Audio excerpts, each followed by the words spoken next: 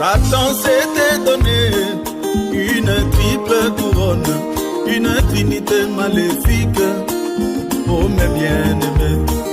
L'une de ces couronnes, c'était la politique qui s'est maintenant infiltrée au milieu du peuple de Dieu. Yoronde koyebela politique continue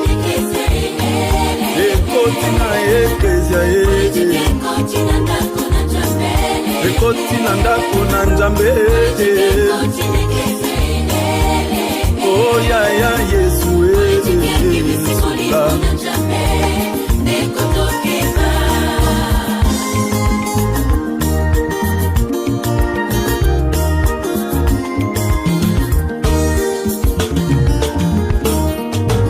Le grand pasteur couvrira de tous les éloges celui qui a la plus grande église avec des milliers de croyants. Le petit pasteur avec sa modeste église qu'on appelle Matemele Tabernacle, lui sera négligé. Yoronde koyebela politique continue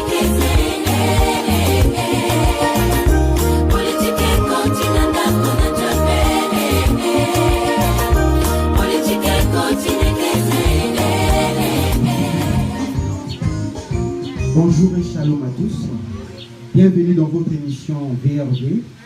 Alors VRV signifie tout simplement vérité, rien que la vérité. Comme c'était prévu qu'il devait avoir une émission ce soir sur notre chaîne YouTube, alors nous allons assister à l'entrée de nos invités. Merci. C'était la politique qui s'est maintenant infiltrée au milieu du peuple de Dieu. Yoronde koyebela politique continue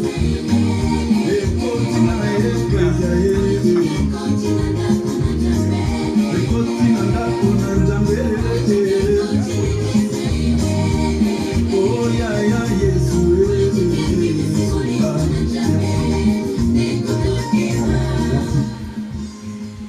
Vous êtes dans votre émission VRV. Aujourd'hui, nous nous intéressons sur ce qui se passe à l'église au Rocher Blanc Tabernacle. Pour parler avec vous, le VRV reçoit ce soir trois invités qui vont essayer d'éclairer les enfants de Dieu à la lumière de la parole sur ce qui se passe à l'église au Rocher Blanc Tabernacle. Alors, je laisse Ngamboé, shalom. Il faut rappeler que vous étiez ici à l'école de dimanche à l'église au Rocher Blanc Tabernacle. Merci d'avoir accepté notre émission. Brégence Yoka, vous êtes donneur de l'église Rocher Blanc Tabernacle. Merci d'avoir accepté notre invitation. Alors, nous allons commencer avec la première question. Je vais commencer avec le frère Jérès. Le frère Yokava. Donc, le frère Yokava va répondre à la première question. L'honneur à toi.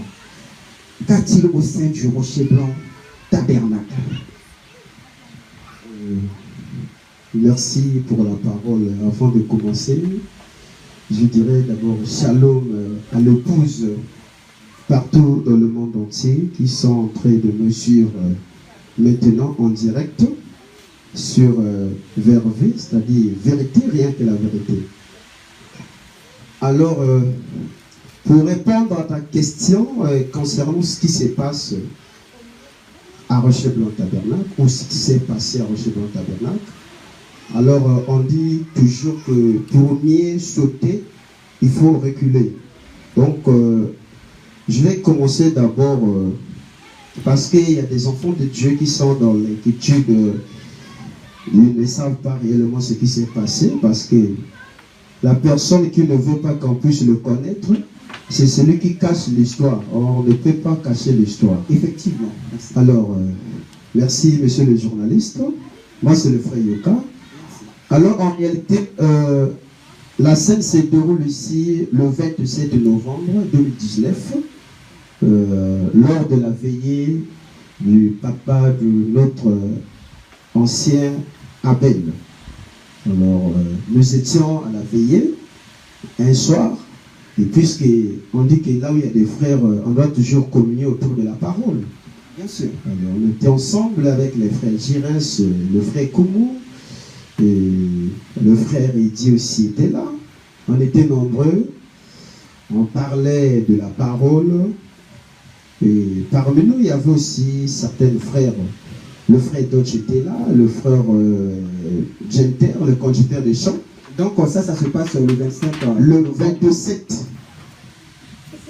Le 25 novembre. Oui, le 25 novembre, à la veillée.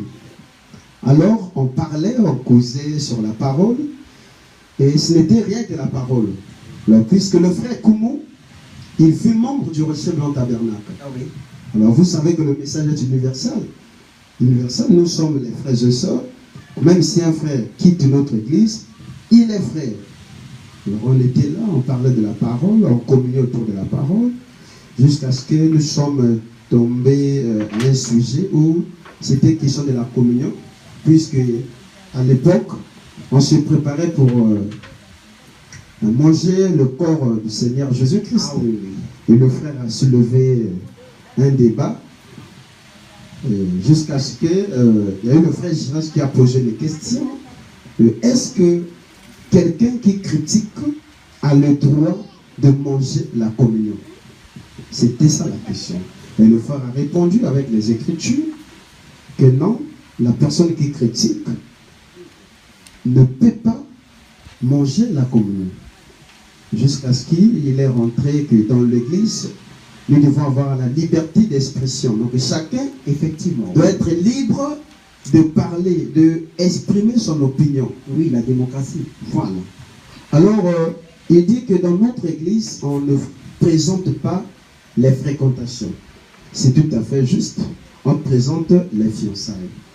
Alors, c'est là que le frère Dodge, il se lève pour dire que ce que vous êtes en train de parler, vous parlez de mon église et mon pasteur. Donc, nous, les membres du Rocher Blanc, Vous tous dans une même église. voilà. Moi, j'ai pris la parole, je lui ai répondu, j'ai des frères, mais ce que le frère vient de dire, il ne dit pas le nom du pasteur, ni le nom de l'église. Il parle de sa doctrine, de ce qu'il croit, et c'est tout à fait juste. Mais s'il avait soulevé quelque chose contre le pasteur, alors on devait être la première personne à défendre. Bien Parce sûr. que le pasteur, c'est notre papa, c'est notre père spirituel. Donc on ne peut pas rester là au moment que quelqu'un est en train de critiquer notre pasteur. Et subitement, à bout d'arguments, il n'a pas pu défendre. Il s'est élevé, tout en étant colérique. Il est parti. Ça n'a même pas duré, hein, ça n'a même pas duré. Ça n'a même pas fait 1 heure. Hein. Et mon téléphone a sonné. J'ai reçu un appel du pasteur. Il m'appelle. Il ne m'a même pas dit shalom, hein, ni bonsoir. Et c'est Yokano. J'ai dit, oui, pasteur. Tu te rappelles, toi tu m'appelles souvent projet pasteur. Je lui ai dit oui, je reconnais, je vous appelle projet pasteur. Et bon, demain avant d'aller au boulot, tu passes à la maison. On a dit, ah comme ça, d'accord, merci pasteur. Même pas quelques minutes, il appelle le frère Eddy. Même pas quelques minutes, il appelle le frère Genter. Et le matin, avant d'aller au travail, j'ai appelé le frère Jens. Nous sommes rendus là-bas chez le pasteur. Le pasteur nous reçoit. Et il a prié. Il commençait à lire les Écritures. Il a d'abord demandé à frère Dodge de parler de ce qui s'est passé. Ça, c'est le 26. Là, c'est le 26. Alors, quand le frère Dodge a parlé, il était question que chacun puisse parler. Le frère Dodge a parlé.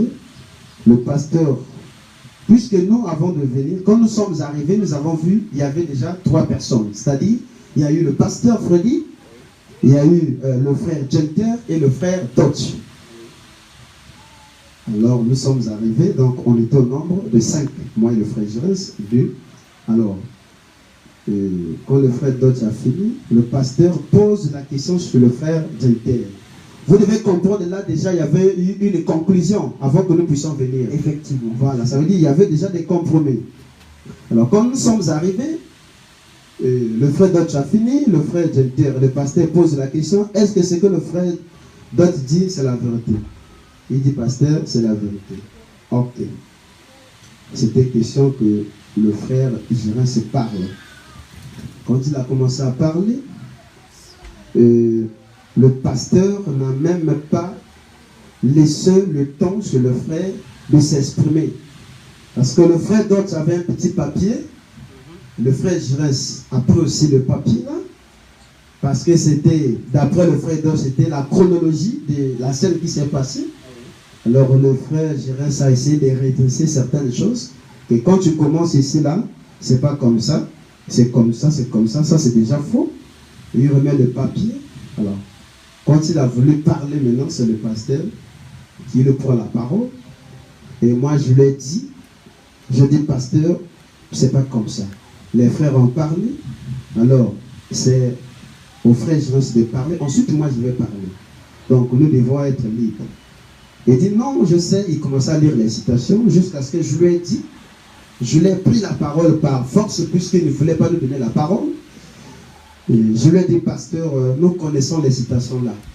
En réalité, les citations que vous lisez, c'était à moi ou le frère Jérès de venir auprès de vous pour vous faire lire de telles citations. Il dit, non, bon, vous voyez, je ne suis pas digne de vous conduire. Je dis, oui, pasteur, si tu n'es pas digne de nous conduire, c'est à moi de dire que, pasteur, par rapport à ce que vous prêchez, vraiment, on ne voit pas la même chose et je dois libérer l'église. Ce n'est pas à vous de nous libérer. Il dit, désormais, je vous libère de mon église. Et il met sa main sur sa petite table, il prend les examens, puisque j'avais une situation concernant le mariage. Alors, il me remet ça. Il va chercher notre pasteur pour... Il nous remet ça devant les frères? Devant les frères. Ah oui, je vois. Voilà, il me remet ça. Et j'étais surpris. Quand il parlait avec nous, je n'ai même pas compris de quelle voie ou de quelle manière il a introduit directement les anciens. Et c'est là où je n'ai pas pu comprendre. La situation s'est passée, on était à 3. Bon, pourquoi le pasteur, quand il parle, il relit toujours les anciens. Et il dit, j'attends les anciens ici. Et j'ai appelé déjà le frère Chaka. Et je l'attends ici, je vais les parler, je vais les libérer tous de mon église. Moi j'ai dit, bon, comme ça. Nous sommes sortis.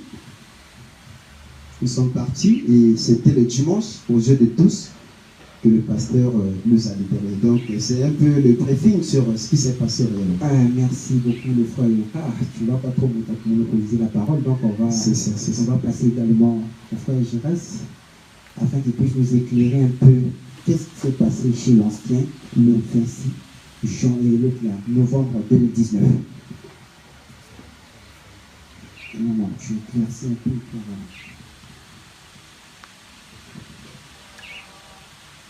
Bon, on va avancer un peu plus vite. Est-ce qu'on peut chasser quelqu'un de l'église, le frère Jérès? J'allume que le frère dit, je me sens un peu stressé, comme tu le sens. Maintenant, en passant, je dirais ceci. Une goutte de mensonge peut contaminer tout un océan de vérité. Là, au moins, tu es conscient de cela. Oui, c'est en passant. Maintenant, la question que vous venez de me poser, est-ce qu'on peut chasser quelqu'un de l'église? Étant que chrétien, je dirais oui, il y a 2 cas. Vous voyez? Ah bon? Oui, il y a 2 cas. Parce que les Écritures disent la vérité. Branham nous dit que lorsque quelqu'un mène une mauvaise vie dans l'église, c'est ça. Vous voyez, si quelqu'un mène une vie immorale dans l'église, il vient poursuivre nos sœurs ou elles viennent poursuivre nos frères, automatiquement nous devrions appliquer la discipline de la parole. Soit l'excommunier, lui mettre en dehors de notre communauté. Et le deuxième volet, si c'est un fils de Dieu qui a commis cette chose, nous l'église est réunie. Ce n'est pas un homme qui a le mandat de chasser l'autre de l'église. Donc, si je comprends bien, il y a une différence entre l'excommunication et la livraison au diable. Certes, malheureusement que les gens prennent cela à la volée, ils associent cela. Mais il y a une différence. L'excommunication, comme on a eu à chasser Lucifer du ciel, il n'est jamais reparti. Oui. Mais par contre, la livraison au diable dans la Bible, nous voyons l'histoire du fils prodigue. Il était parti lui-même, il est parti faire de n'importe quoi. Il était reparti à la maison. Vous voyez, ça, ce sont les deux cas auxquels je pouvais expliquer qu'on ne peut pas chasser quelqu'un. Vous voyez, si quelqu'un, au cas où il est chrétien, on ne peut pas lui chasser, on lui chasse s'il mène une mauvaise vie. Maintenant, aujourd'hui, nous voyons des maçons, dit-on, du Seigneur, des constructeurs du Seigneur, qui disent qu'ils ont des commissions de Dieu, que Dieu les a envoyés à construire selon le plan divin. Vous voyez? Est-ce que vous comprenez ma pensée? Oui, je comprends. Voilà. À construire selon le plan de Dieu. Dieu donne le plan au prophète. Et chaque Éphésien, quand il vient sous ce prophète, doit respecter le plan qui a été donné au prophète par Dieu lui-même. Le plan a été dit qu'aucun pasteur n'a le droit de chasser quelqu'un de l'église. C'est dans la brochure CED volume 2. Ah bon, vous avez le temps, on peut Oui, lire. Hein? je peux citer en passant. Vous allez prendre des références après. D'accord. À la page 588, au paragraphe 506. Là, le frère Branham nous dit qu'aucun pasteur n'a le droit de chasser quelqu'un de l'église. Et aucun diacre, aucun administrateur n'a le droit de le faire. Par conséquent, si nous voyons aujourd'hui un pasteur, un diacre, un prophète, dit-on, qui vient pour chasser les gens de l'église, par conséquent, nous comprenons que c'est un homme qui n'est même pas dans le plan de Dieu. Oui, parce que le plan de Dieu est prêché par le prophète Branham. Lui dit qu'on ne peut pas chasser quelqu'un. D'ailleurs, vous allez écouter que non, le frère Wesley, il a été chassé de l'église. Est-ce que c'était l'église de frère Branham? Vous voyez? Oui, on comprend. C'est un peu ça. Donc, on peut retenir que ce n'est pas juste ce qui s'est passé. C'est pas à la juste. lumière de la parole. Si on va encore très loin, Branham il dit dans la sémence n'hérite pas avec la balle. Il dit ça quelque part que douter d'un seul iota de la parole du messager prophète, c'est l'anéantissement total de votre âme. On peut un peu au moins peser le concept. Si vous doutez d'un seul iota de la parole du frère Branham, donc votre âme est annulée. Maintenant, que dites-vous que c'est d'un pasteur qui a le monopole, selon lui, de chasser les gens de l'église? N'est-ce pas qu'il a douté à ce que frère Branham dit? Effectivement. Mais s'il a douté, qu'allons-nous dire de lui? Nous, étant que des humains, on ne peut pas parler qu'il est comme ça, mais selon Dieu, il est déjà cuit. Et pour ne pas aller loin, s'il vous plaît, le frère Yoka a parlé, il était un peu pressé, il passait. Mais moi, je reviens un peu. Et dernièrement, on était en Pilat, un certain 24 décembre 2019. On causait, c'était une communion, à la veille, c'est comme ça. Le frère Sycomore, il parlait, il y a un frère de mauvaise foi que je déclare, qui vient pour prendre les propos du frère Sycomore et aller balancer cela de sa façon à lui. Et il y a eu quelqu'un qui lui a écouté. Sur base de ces mensonges, la personne a décidé de briser la parole en lui chassant de l'église. Vous voyez? Or, frère Branham nous dit dans la brochure Un super sens au paragraphe 35 que lorsque vous écoutez un vil propos du diable concernant un frère, quand tu écoutes, ton expérience est détruite. Vous voyez? Maintenant, donc, je peux un peu m'arrêter là pour l'instant. Merci. Donc, à l'instar de Matthieu 18, 15, 18, je cite, si je surprends mon frère dans l'erreur, dois-je critiquer ou lui ramener avec amour? Le frère Jérès, on continue avec toi. Matthieu 18, c'est notre emblème. Hein? Ah bon? Oui. Par contre, on n'a pas écrit, mais c'est quand même dans notre esprit. Oui. Là-bas, je peux citer, la Bible dit que quand vous voyez un frère dans l'erreur, va vers lui, réponds-lui. Et que s'il n'écoute pas, appelle avec toi 2 ou 3 témoins. S'il n'écoute pas, emmenez l'affaire à l'église. Maintenant, là, la Bible a parlé dans les grandes lignes. Lorsque frère Branham lui-même, il vient pour nous donner le réma ou le concept de ce verset biblique, il nous a dit clairement que lorsqu'un frère, tu surprends ton frère dans l'erreur, ça veut dire que Dieu a mis en toi les capacités de lui ramener. Maintenant, quand tu vas comme ça, que toi tu vas pour mal parler de lui, tout là, ça ne cadre pas avec la parole. Parce que Matthieu 18, c'est clair. C'est même ça qui est à l'origine de toutes les dénominations aujourd'hui. Toutes les églises du message qui se sont orientées dans le monde dénominationnel ont commencé par le mensonge, les commérages et tout cela. Si ce verset biblique inspiré par le Christ lui-même, le chef de l'église, si cela a été respecté à la lettre, aujourd'hui, on ne devait pas avoir ce que nous voyons aujourd'hui. Oui. Merci. Donc, comme je vous ai dit au début de notre émission, que nous avons 3 invités. Donc, avant d'inviter l'autre ancien, je vais poser encore une question avec notre bien-aimé Yoka qui est venu de nous. Alors, le frère Yoka, à la lumière des Écritures, qui donne la vie éternelle? À la lumière des Écritures. Merci, frère Eddy, pour la question. Alors, vous savez, nous sommes des croyants, nous ne sommes pas des païens. Tout comme la nation est bâtie sur la Constitution, le message est bâti aussi sur la Constitution qui est la Bible. Vous voyez? Et le message, c'est la Bible interprétée. Vous voyez? Quand nous avons des difficultés dans la Bible, nous prenons frère Branham. Alors, quand tu me poses la question, c'est bien, vous m'avez posé la question. Alors, moi, je vais interroger William Branham. D'accord, allons-y. William Branham, dis-nous, qui donne la vie éternelle? Je vais prendre la brochure Être conduit.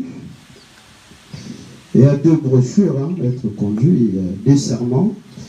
Je vais prendre Être conduit du 31 octobre 1965. D'accord. Alors, William Branham va répondre à la question lui-même. Page 10, paragraphe 56. William Branham dit nous qui nous donne la vie éternelle. Alors, frère Branham dit ceci. Vous devez faire face à une chose, la vie éternelle. Donc la chose qu'un croyant doit faire face, c'est la vie éternelle. Ok. Il dit, et ça, il n'y a qu'une seule personne qui peut vous la donner. Maman ne peut pas vous la donner. Papa ne peut pas vous la donner. Votre pasteur,